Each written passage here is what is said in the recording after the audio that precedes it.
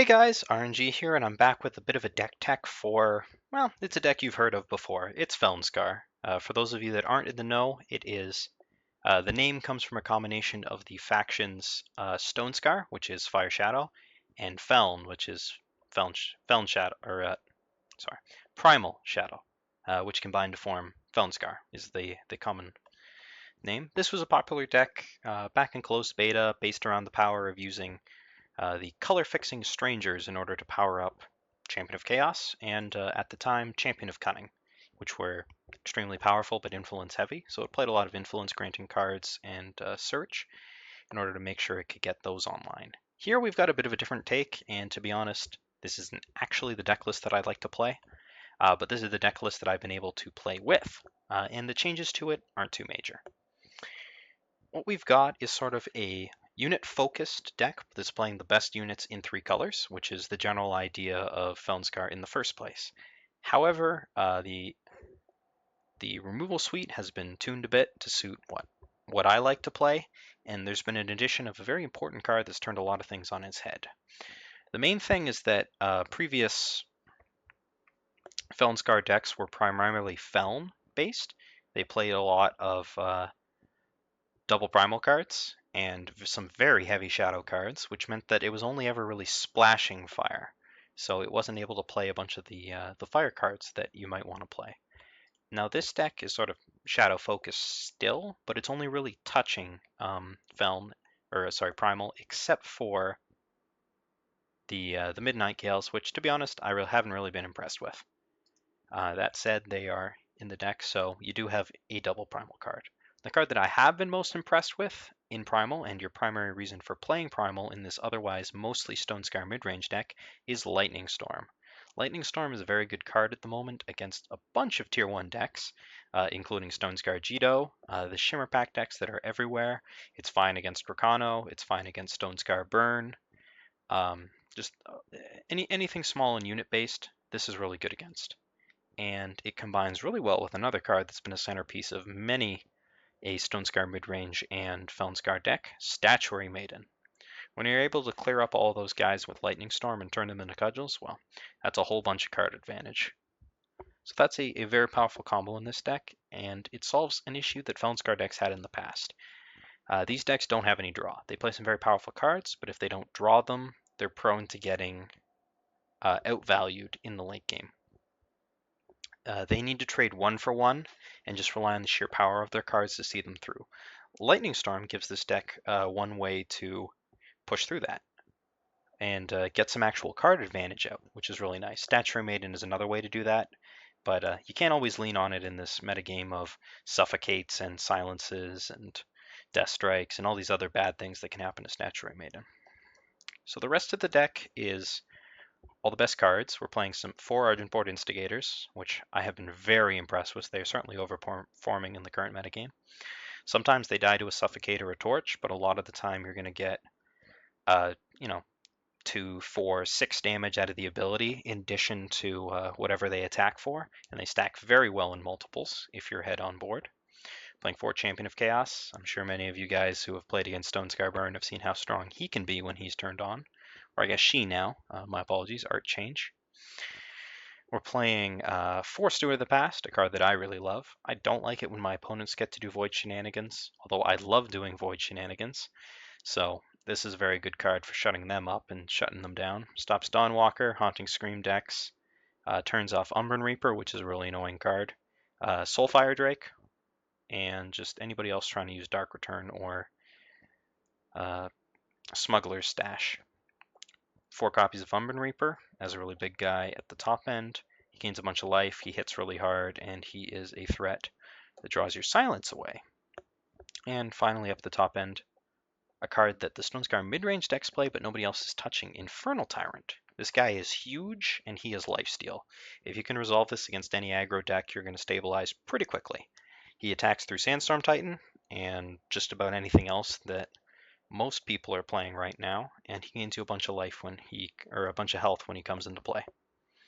Now, one of the issues is that he is a non-bow with your Umbren Reapers if you don't want to pop them, but most of the time you're able to either play around that or you don't really mind getting that extra burst of health.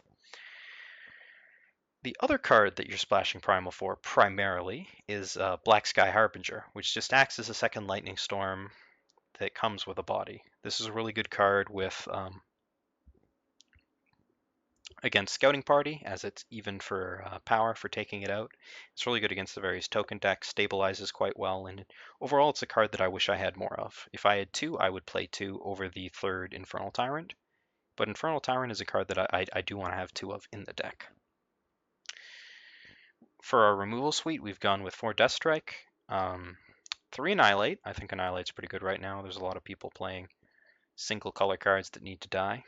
2 Suffocates. We're not as aggressive in this version, so there's not so many things to suffocate.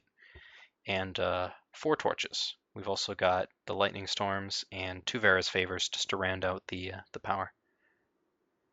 The final cards of the deck that I haven't talked about yet are the 3 drops. Some of them have been overperforming, some of them have been underperforming. Cabal Countess is a card that some of you have seen in Stonescar burn decks and some mid-range decks, and it's a card that I've been pretty happy with. It attacks as a 6/1 quick draw, which is very difficult for all decks to block, and you can use it as sort of a relic removal by dropping in front of relic weapon attacks at the end of turn to poke through and get relic weapons, that sort of thing. It gives the deck a lot more fast speed play to it. You know, you can hold up power for removal, not use it, and still also have things to do. Only got 2 copies in the deck, but I think I'd go to more. Feln Bloodcaster is a card that I put in as a 2/5 blocker with the expectation of using its ultimate sometimes, and been incredibly disappointed with. Unlike in Feln, this doesn't synergize too well with your game plan because you want to be more aggressive rather than stally. And there's a lot of times where you don't hit that the exact colors on turn 3 that you need in order to cast it. Sometimes you don't have the Primal, sometimes you don't have the Double Shadow, so it sits in your hand a fair amount, and it's not that impressive on the board. It doesn't have any abilities until you get to 7, and this deck is playing so few power, just the base 25 plus 6 Searchers, that you don't really hit 7 all that quickly. And overall, it's a card that I started with 4 of and thought I'd like, and now I don't really want it. Finally, we've got 3 copies of Midnight Gale, which are a fine card on turn 3. It eats Torch, it eats Vanquish, but not much else. Takes it down for comparable cost. But again, the problem is that it's double Primal, and that is a lot of Primal. So if I had to say, overall, I would take it out. This exact deck list is what I have been playing with and having a bunch of success with, but I would make the following changes assuming that budget is not an issue. Midnight Gales come out, Bloodcasters come out. Alright, we have to turn on crafting. You're going up to 4 Maidens, and you're cutting down on your Steward of the Past because you don't need so many of those. You're switching out a Tyrant for an Infernal. You're going up to a 3rd Countess, and what's the other thing? Okay, no, you didn't want to take the Bloodcasters out. Whoops. Just for curve. So this is what I would play if budget is not a concern and you have all of the archetypes. Statuary Maiden is a fantastic card I wish that I could play for. It single-handedly turns unit-based matchups on their head as opponents can no longer freely trade their units. And Black Sky Harbinger is a very good curve stopper. Oh, that's right. Whoops. If you're going to have the two...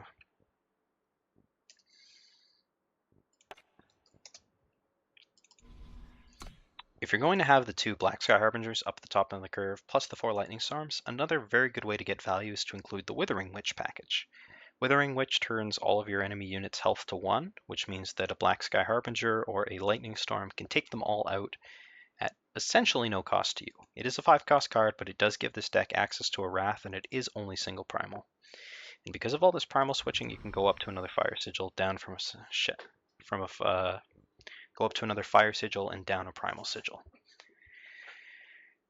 Basically, this turns from what it was before, which was sort of an aggressive variant of Felnscar, into more of a play Statuary Maiden and get tons of value off your cards. All your cards synergize really well with the Statuary Maiden.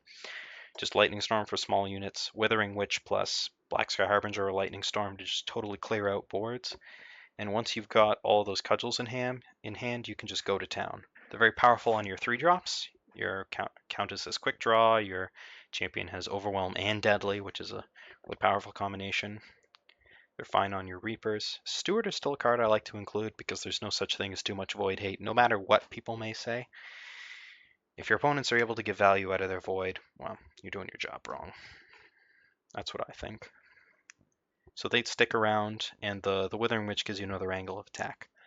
This doesn't work so well with the other focused build because you need the Statuary Maiden to get back the lost value that you have from including a anemic card like Withering Witch in your deck. You know, you need more control elements. You don't have any card draw, so if you don't draw powerful cards, you're not going to be able to make up for the lost value of playing something like Withering Witch in a lot of matchups where it isn't that good. So that's why I don't have it in my previous list. So in the description for this video, I'll include both the list that I was actually playing in the videos and the list that I'd like to build towards if budget were not an issue.